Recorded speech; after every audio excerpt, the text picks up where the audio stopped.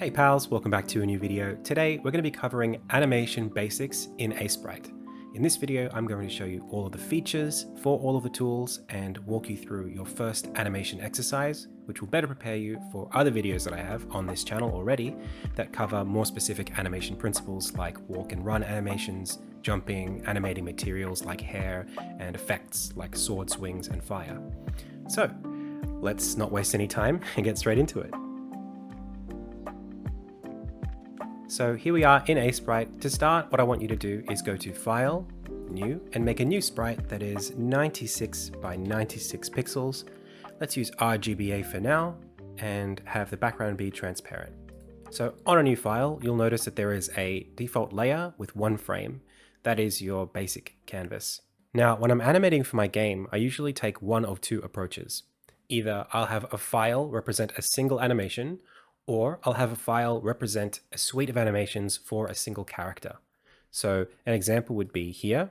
I have a sprint animation, and this entire file is just dedicated to that one animation. And the animation is called Armin Sprint. So I've named the file based on what's happening inside of it. Other times, I'll have multiples. And you can see here I've got different tags for the different animations. And we have things like idle, we have a pivot, which is more just a two-frame thing. We have a prop, and we have a turn. So this can like ping pong back and forth. And you can actually set those things up here. So you can go to tag properties and you can say ping pong, and that will allow this to go backwards and forwards. More like a head shake at this point. So I'm going to teach you how all of this works now. To start off, here we have our timeline. If you press tab, that timeline will disappear. So if you can't see it, that's because you've pressed tab or Control F. So assuming we can see it, here are the tools. We currently have one frame, and we'd like for our animation to have multiple frames. Pressing Alt and then B will add a new empty frame. On the other hand, pressing Alt and then N will copy the current frame. So the difference is if I draw some line and then press Alt N, that line will now appear on two separate frames.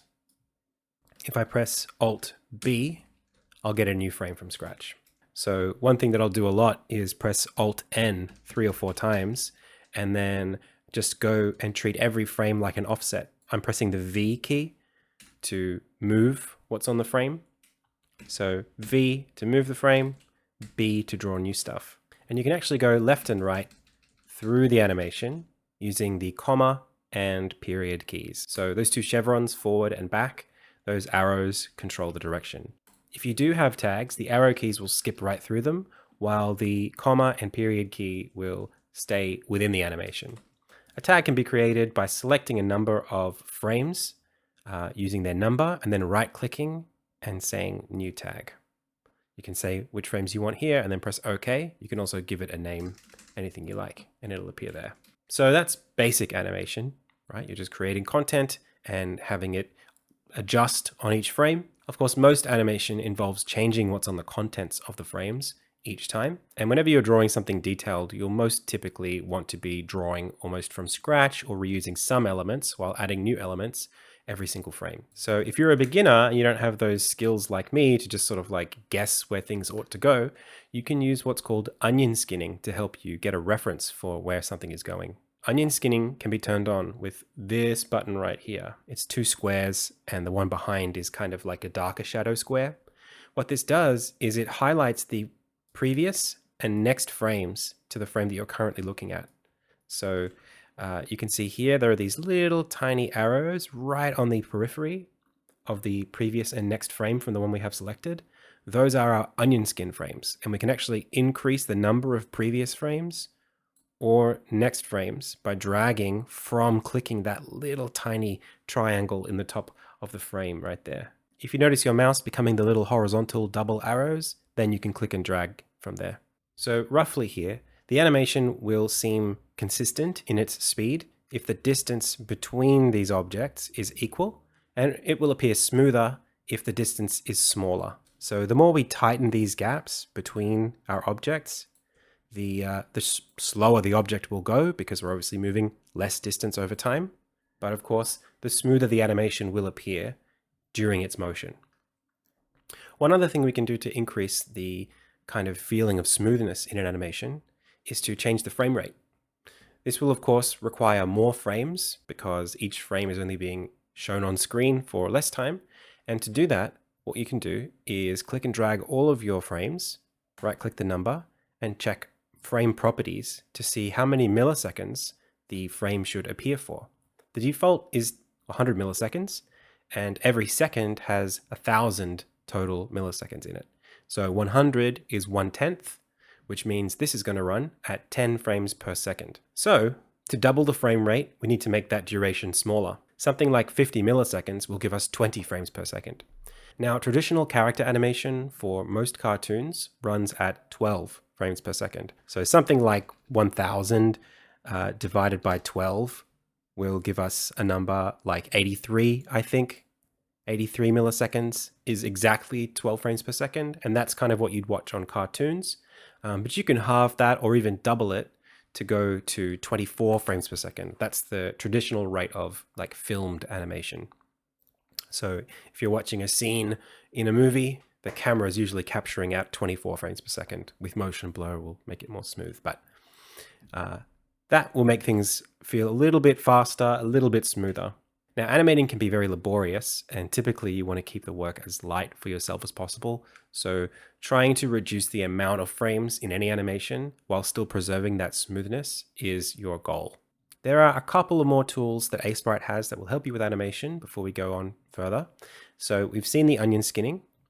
There are some settings for that onion skinning, which will change how it appears to make it maybe a little bit easier for you to see.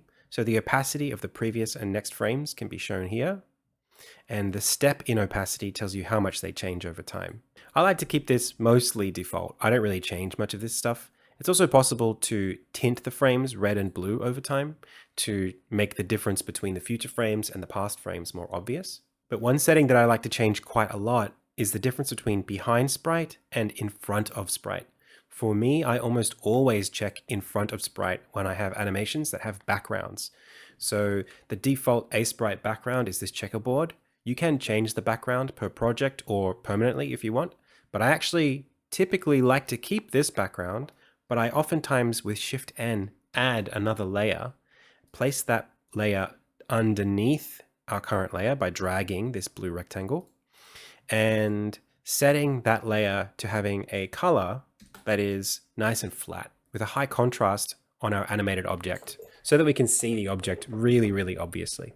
Oftentimes what I'll do is take this entire layer by double clicking the name and setting the opacity to something like 67 for now. Then what I'll do is click and drag the rectangle tool to grab this filled in rectangle. I'll take a darker color and I will use that color across the bottom and draw a big rectangle for what's going to be the ground. Now you can't see that very well. I'll bring the opacity back. And now you can see that we've got a ground and we've got our kind of sky, although it's all black.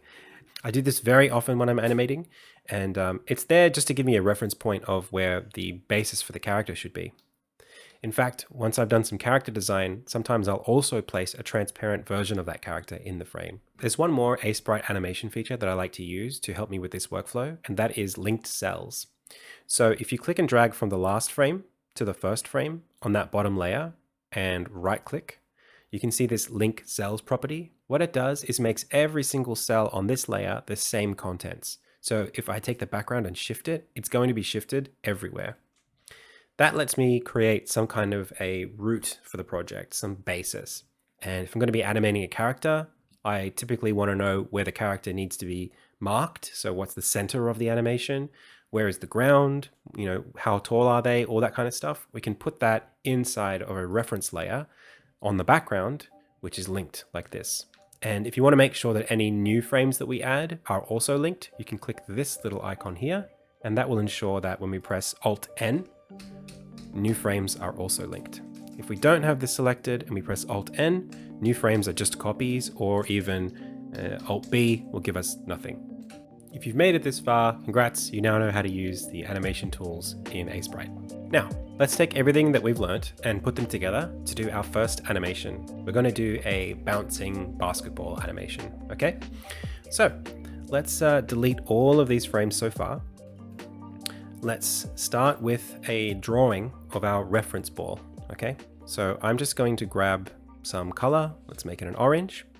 And I'm going to pick a size for our animation. Let's go something like 16 pixels is nice. And place it nice and clean in the center of our frame. Let's press the control key and move our mouse outside of the ball to see its extents relative to the rest of the scene. So this says that we've got 39 pixels to the left and 41 pixels to the right. So we can push this 1 pixel over and now they're even. Now we know it's dead center. What I like to do is, if I'm happy with this, I can duplicate this layer and then do that same linking technique on this layer and then make this about 50% opaque. And now, no matter what I do on this frame, we'll always have almost like a reference onion skin underneath our animation. So we can name these layers something like background, and then double click reference, and then ball. Now let's get started on the most fundamental animation exercise, the bouncing ball. To show that, we're going to need a few frames. So one where the ball is kind of compressing. I'm just going to use the minus and plus keys, or you can also scroll with your mouse while holding control to make this bigger or smaller. So we're going to make this a little smaller and we're going to flatten it out. So we're going to try to communicate the idea that the ball is compressing, okay? If you want, you can use the symmetry tool because we're right in the middle. If you press B for brush and click this horizontal symmetry, that will sort of make this exercise a little bit faster for you because you won't have to worry about it being symmetrical on both sides. So let's make it a little bit wider and a little bit shorter. And we're going to try to keep some of that roundedness right on the bottom. And then we're going to add one more frame. And maybe turn onion skinning on if you want to see the frame that we were just working on. And now we're going to flatten it all the way down. Now, the next thing that I want to do is spring the ball into the air. And we want this anticipation to happen really quickly. So let's have the ball in its kind of default shape. And we're going to put it right at the top here. And this isn't going to be perfect because we're going to need some frames in the middle, but we'll get there. From the top, let's add a few frames of kind of like free fall animation. So I'm just going to press like Control A to get everything on this frame, Control C to copy. I'm going to press the period key to go forward one frame and then paste everything that I just copied. That's oftentimes, if I want to just copy the current contents, I'll just copy everything and paste it over. You can also grab the contents of the frame of the cell like this, press copy and press paste. That works the same way. Let's continue now. And let's show this ball traveling through the air. So let's bring from down here to up here. Let's kind of go a little more like halfway. And then we're going to add one more frame, copy, paste, and go up a little bit less. So we're going to show some decay in that motion, right? So from here to here to here to here, it's sort of slowing down as it's getting higher up. The gravity is affecting it. Okay.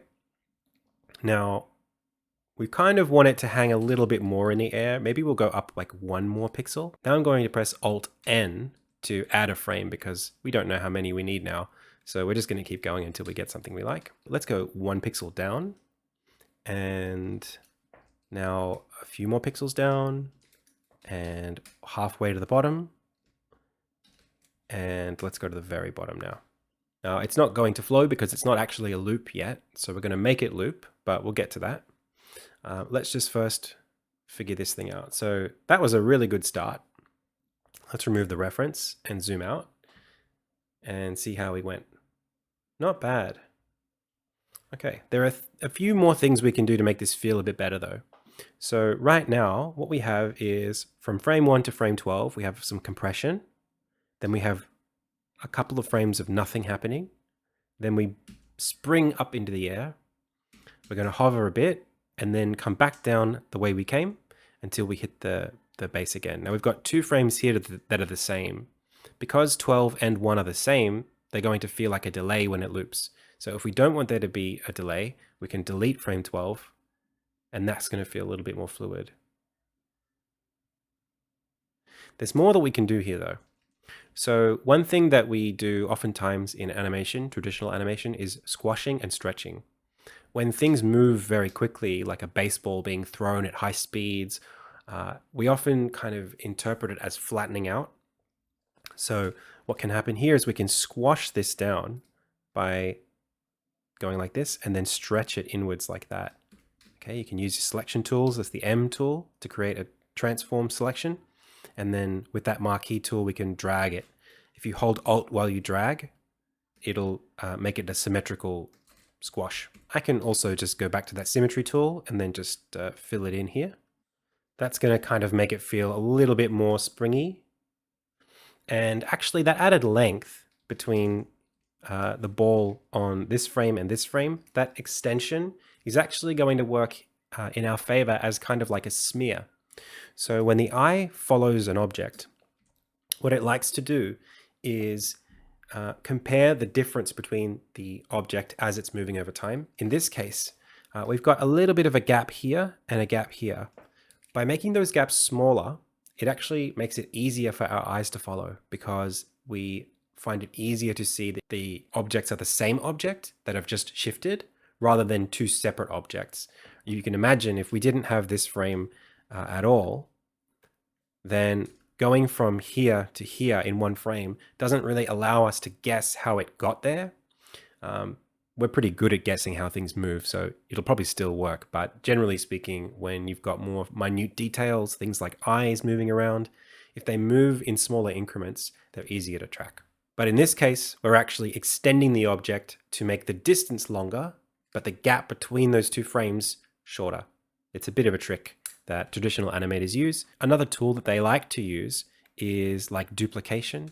So rather than stretching this out and creating a motion blur like that, oftentimes what you'll see is the idea of taking the object and showing you all of the previous frames of animation at once. So all of these frames, it's kind of like pretending that they all happened in one frame, and that works too. So we can go take this off and we get something like this. It's almost like saying the animation frame rate of our movie is like 20 frames per second, but the original shutter speed of the camera was like 80 frames per second. And so we get 4 frames compressed down into one, you know, on this option here. So it's another way that you can kind of create that effect. And I would say for pixel art, smearing tends to be the option that I would go for over duplication most of the time. But in actual fact, I tend not to do either of them. For whatever reason, I find pixel art tends to be a medium of precision, and having things dilate and duplicate like that just makes it a little bit harder to read when your details are very, very fine squares. So trying to deform the object as little as possible, but within reason, is generally how I go about it. Now, of course, if you are using a very flat art style where you have few colors and your forms are more fluid, then by all means, go for it. But this kind of borders on the differences between pixel animation and just traditional animation at a low resolution. So we can take this animation and we can put it in a tag and call it new tag bounce. And if we were doing any kind of game development, having a clean animation like this, where it loops and its start and end points are essentially the idle frame, then it's a good idea to start breaking things down into tags and then into sprite sheets. So bounce here could be exported as its own tag, and we could use that as a jump animation in a video game. When we do that, what I often like to do is have another tag called idle. So here I'll just press Alt N, duplicate that first frame, drag it outside, and then have a new tag called idle. Now we can have some sort of like animation for the ball when it's not doing anything, maybe a simple squash and stretch in place. There's one final concept that I think is important when it comes to this stuff, and that is the process of detailing an animation. So having made it this far, you've now pretty much got it down. Animation in Aseprite can be really easy, and it can also be really hard. So if you're looking to see how details work, watch on. Oftentimes we've got a lot more detail than this. Like if this is a basketball, we might want to use the shade tool to, have it be more like this, right? Give it some kind of like shadow. If it's a basketball, we also have the lines kind of imprinted in. So you might have something like, if we've got some perspective going on, you could have your first line here. So let's say hypothetically this was our basketball. One thing that I find a lot of people when they're doing pixel art animation are really tempted to do is to take this ball and just kind of try to copy it as many times as they can. So, you know, maybe here we'll take this and we'll sort of just squash it this way and maybe stretch it out like by hand so that we don't have to redraw it every time. And then maybe like here we could take it and place it there. And here we could take it and place it here. And this is not a bad context to do that in. This is probably one of the better examples where you can mostly get away with copying and pasting. But there are going to be times when you're not going to be able to get away with that. So you really have a couple of options here when it comes to pixel art. One of those options is to not engage in the exercise of trying to draw a perfect basketball here. Right? Maybe we could abstract the basketball art into something that's a little bit less noisy, and that will allow us to have an easier time redrawing those lines on every frame. Or, you know, we can be more meticulous with our animation. We can try to preserve, you know, some of the aspects of what we were doing here, but that does involve quite a little bit of observation. And, you know, as you animate, you know, from here to here, you're really going to have to understand and think about like, okay, what did I actually do here? Add pixel perfect to make it a bit easier. You know, how should these lines compress? Should it be like this and like this maybe? Does that work? Maybe, maybe not. I like to flick back and forth between the keys using the period and comma key just to sort of see what happened. And Disney animators do this themselves. They leaf through the paper in like traditional animation. And you can see here, like, okay, maybe this should have been more over. Maybe it's more like that. Like that's a bit better. But also maybe this should be starting to come back underneath. Bounce back and forth. Okay, maybe this should be a little lower. So that's okay. And then like we've still got to do that again for the frame below. It's okay. But I would say going into this territory of trying to preserve pixel details when things are being compressed like this is a bit dangerous. It's kind of going to make you go crazy to try and preserve these details meticulously in an animation like this. That's just my take on it. Having done this for, you know, I don't know how many years now, 10 years or so, I don't really advise doing that. Use whatever techniques you can to minimize the amount of detail that you're having to animate frame to frame. So one thing you can ask yourself is there anything I can do to simplify the representation of these lines to make them less noisy and easier to reproduce? Pixel art is an art form, and abstraction is a really important part of making something fit into a smaller size. And I do have another video where you can look at how to make your pixel art worth animating. So now you're ready to export your animation. Let's say we're happy with what we've got here. We're going to take our bounce and our idle and just go File, Export, Sprite Sheet. So this is for game exporting. If you want to do this, you can do it by rows as a horizontal strip. You can select a specific tag here in the frames. And as long as you select output file, you should be able to export whatever you like. Otherwise, you probably want this to be a GIF. So you can go File, Export, and then Export As, and you can export as a GIF. If you have an animation like this automatically, it will select GIF for you if there are multiple frames. Then you can do the same thing. You can pick a tag, say what size. You can scale it if you want to export it to something like X or Reddit or whatever you want to do. Something for this would be, you know, 400% is probably okay. And then we can make sure we save this as basketball. Make sure you export it as an animation loop. And you're good to go. And there you have it, a bouncing basketball for your first animation in Aseprite. If you have any other questions, please leave them in the comments below. I will be around to answer them. And if you have any suggestions for things that you want me to make videos about next, you can also leave your suggestions below. Thank you so much for watching. I'll catch you in the next one.